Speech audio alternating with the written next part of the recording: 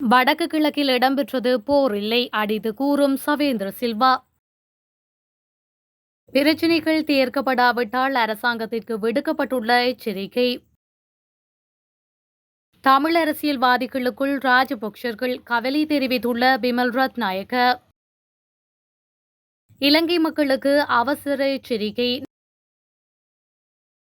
நாட்டை படுகொலியில் தள்ளிய ராஜபக்சர்கள், நாமலின் கருத்துக்கு சுனில் ஹிந்துநெத்தி பதிலடி. கூட்டணியும் முன்னாள் ஜனாதிபதிகளின் வாரிசுகள். பரபரப்பாகும் தென்னிலங்கை அரசியல், அடுத்த வாரம் நாமல் அதிரடி கைது.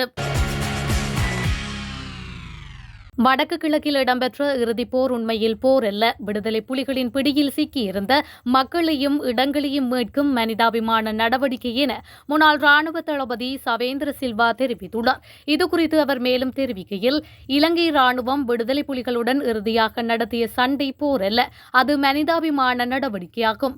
அது மனிதாபிமான நடவடிக்கையாக இல்லாமல் இருந்திருந்தால் சரணடைந்த 12,000 விடுதலை புலி உறுப்பினர்களை படையினர் கொன்றிருப்பார்கள்.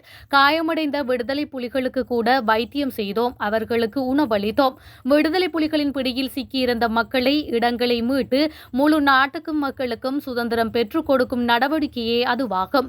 விடுதலை புலிகள் தலதா மாளிகையை தாக்கினார்கள், காத்தான்குடி பள்ளிவாசலை தாக்கினார்கள், ஸ்ரீமா போதியை தாக்கினார்கள், அரந்தலாவை பிக்குகளை கொலை செய்தார்கள். ஆனால் நமது மனிதாபிமான நடவடிக்கையின் போது எந்தொரு வணக்க ஸ்தலங்களையும் அளிக்கவில்லை என அவர் மேலும் தெரிவித்துள்ளார். பாரிய கொலை குற்றங்களை இழைத்து ஊழல் மோசடிகளில் ஈடுபட்டு நாட்டை படுகொலியில் தள்ளிய ராஜபக்சகளை மக்களவரும் ஒருபோதும் மன்னிக்க மாட்டார்கள் என்று அமைச்சர் சுனில் ஹிந்துநெத்தி தெரிவித்துள்ளார். மீண்டும் ஆட்சிக்கு வருவோம் என்று ராஜபக்சர்கள் கனவு காணக்கூடாது என்றும் குறிப்பிட்டுள்ளார். ராஜபக்சர்களை சிறைக்கு அனுப்புவதால் நாட்டு மக்களின் அடிப்படை பிரச்சினைகளுக்கு தீர்வு கிடையாது. ராஜபக்சர்களையும் கடந்த அரசுகளையும் விமர்சித்துக் கொண்டிருக்காமல் சமூக கட்டமைப்பில் காணப்படும் அடிப்படை பிரச்சினைகளுக்கு தீர்வு காணுங்கள் என்று அனுர அரசிடம் ஸ்ரீலங்கா பொதுஜன பெரமுனவின் நாடாளுமன்ற உறுப்பினர் நாமல் ராஜபக்ஷ வேண்டுகோள் விடுத்திருந்தார். நாமல் எம்பியின் இந்த கருத்து தொடர்பில் அமைச்சர் சுனில் ஹிந்துநெத்தி பதிலளிக்கும் போதே மேற்கண்டவாறு குறிப்பிட்டுள்ளார். உள்ளூராட்சி மன்ற தேர்தலின் போது பாரம்பரியமான தமிழ் அரசியல் கட்சி தலைவர்களிடம் தமிழ் ராஜபக்சர்களை கண்டதாக அமைச்சர் பிமல் ரத்நாயக்க தெரிவித்துள்ளார். தமிழ் ராஜபக்சர்கள் தோற்றம் பெறுவார்கள் என்று ஒருபோதும் நினைக்கவில்லை, இது கவலைக்குரியது எனவும் அவர் குறிப்பிட்டுள்ளார். ஊடகம் ஒன்றில் இடம்பெற்ற கலந்துரையாடலில் வைத்து அவர் இந்த விடயத்தினை கூறியுள்ளார். மேலும் தெரிவிக்கையில், வடமாகாண மக்களின் ஆதரவு எமக்கு உள்ளது, இது ஆரம்பத்தில் முதல் வெற்றியாகும். வடக்கில் பலமான அரசியலுக்கான அத்திவாரமிட்டுள்ளோம். நல்ல மற்றும் அபிவிருத்திகளை முன்னிலைப்படுத்தி வடக்கு மற்றும் கிழக்கில் செயல்படுவோம். சுய விருப்பத்தின் அடிப்படையில் வெகு விரைவில் அமைச்சின் விடயதானங்கள் மறுசீரமைக்கப்படும். புதிய தரப்பினர்கள் அமைச்சரவையில் இணைத்துக் கொள்ளப்படுவார்கள். மக்கள் எதிர்பார்த்த அரசு நிர்வாக கட்டமைப்பை வினைத்திறனாக்குவோம் என்று அவர் மேலும் தெரிவித்துள்ளார். கிறிஸ் பரிவர்த்தனை தொடர்பில் தான் அடுத்த வாரம் கைது செய்யப்படுவேன் என நாடாளுமன்ற உறுப்பினர் நாமல் ராஜபக்ஷ தெரிவித்துள்ளார். முன்னாள் அமைச்சர்களான கெகிலிய ரம்புகவெல்ல மற்றும் மஹிந்தானந்த அழுத்கமகி ஆகியோரின் நலன் தொடர்பில் விசாரிக்க வெலிக்கடை சிறைச்சாலைக்கு சென்ற போதே அவர் இவ்வாறு தெரிவித்துள்ளார். இது தொடர்பில் கருத்து தெரிவித்த நாமல் ராஜபக்ஷ, அடுத்த வாரம் தான் கைது செய்ய தயாராக இருப்பதாக தகவல் வெளியாகியுள்ளது. கிறிஸ் பரிவர்த்தனை ஒப்பந்தம் தொடர்பான போலியான ஆதாரங்களை உருவாக்கி தன்னை கைது செய்ய தயாராக வருகின்றனர். அதன் அடுத்த வாரம் முதல் அவர்களுடன் தான் இணைய வாய்ப்புள்ளது என நாமல் தெரிவித்துள்ளார். முன்னாள் ஜனாதிபதி மைத்ரிபால ஸ்ரீசேனவின் மகனான தகாம் ஸ்ரீசேனவை தன்னுடன் இணைந்து பணியாற்றுமாறு ஸ்ரீலங்கா பொதுஜன பெரமுனவின் தேசிய அமைப்பாளரும் நாடாளுமன்ற உறுப்பினருமான மஹிந்த ராஜபக்ஷ அழைப்பு விடுத்துள்ளார்.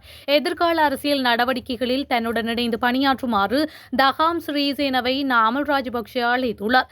இந்த முன்மொழிவை ஏற்றுக்கொள்வது அல்லது நிராகரிப்பது குறித்து தகாம் ஸ்ரீசேன இன்னும் எந்த அறிவிப்பினையும் வெளியிடவில்லை. மேலும் எதிர்காலத்தில் அவர் இது தொடர்பில் தீர்மானம் ஒன்று எடுப்பார் என்று எதிர்பார்க்கப்படுகின்றது.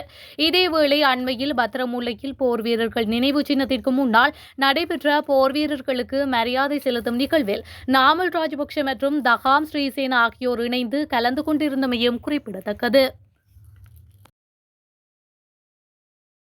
நாட்டில் சுமார் 16 ஆண்டுகளுக்கு பிறகு சிக்கின்குனியா வைரஸ் நோய் இலங்கை முழுவதும் பரவி வருவதாக ஸ்ரீ ஜெயவர்தனபுர பல்கலைக்கழகத்தின் நோய் எதிர்ப்பு மற்றும் அறிவியல் துறையின் பேராசிரியர் நீலிகா மாளவிகே தெரிவித்துள்ளார். இந்த சிக்கின்குனியா நோய் தொற்று இலங்கை முழுவதும் பரவலாக பரவி வருவதாகவும் தற்போதைய வைரஸ் இந்திய பெருங்கடல் பரம்பரையின் பல தனித்துவமான பிறழ்வுகளுடன் தொடர்புடையதாக கண்டறியப்பட்டுள்ளதாகவும் அவர் மேலும் குறிப்பிட்டுள்ளார்.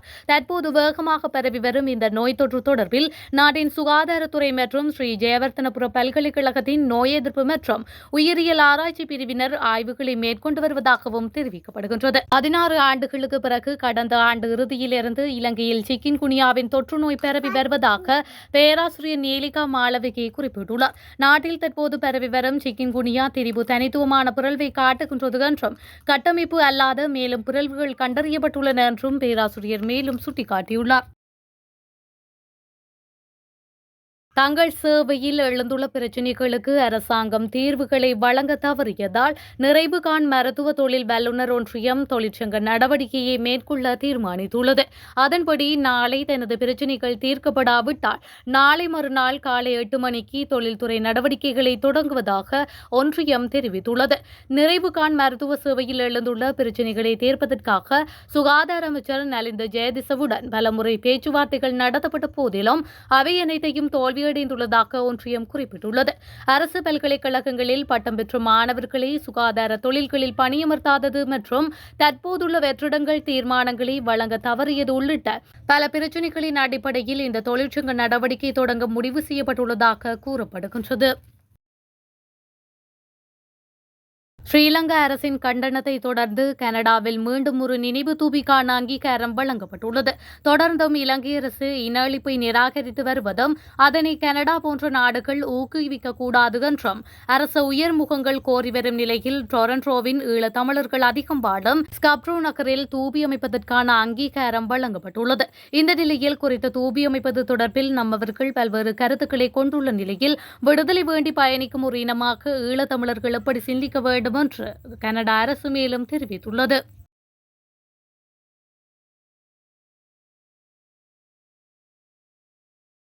வடக்கு கிழக்கில் இடம்பெற்ற இறுதிப் போர் உண்மையில் போர் அல்ல, விடுதலை புலிகளின் பிடியில் சிக்கியிருந்த மக்களையும் இடங்களையும் மீட்கும் மனிதாபிமான நடவடிக்கை என முன்னாள் ராணுவ தளபதி சவேந்திர சில்வா தெரிவித்துள்ளார். இதுகுறித்து அவர் மேலும் தெரிவிக்கையில், இலங்கை ராணுவம் விடுதலை புலிகளுடன் இறுதியாக நடத்திய சண்டை போர் அல்ல, அது மனிதாபிமான நடவடிக்கையாகும்.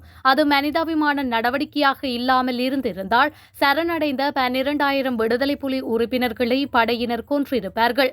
காயமடைந்த விடுதலை புலிகளுக்கு கூட வைத்தியம் செய்தோம், அவர்களுக்கு உணவளித்தோம். விடுதலை புலிகளின் பிடியில் சிக்கியிருந்த மக்களை இடங்களை மீட்டு முழு நாட்டுக்கும் மக்களுக்கும் சுதந்திரம் பெற்றுக் கொடுக்கும் நடவடிக்கையே அதுவாகும். விடுதலை புலிகள் தலதா மாளிகையை தாக்கினார்கள், காத்தான்குடி பள்ளிவாசலை தாக்கினார்கள், ஸ்ரீமா போதியை தாக்கினார்கள், அரந்தலாவை பிக்குகளை கொலை செய்தார்கள். ஆனால் நமது மனிதாபிமான நடவடிக்கையின் போது எந்த ஒரு வணக்க ஸ்தலங்களையும் அளிக்கவில்லை என அவர் மேலும் தெரிவித்துள்ளார்.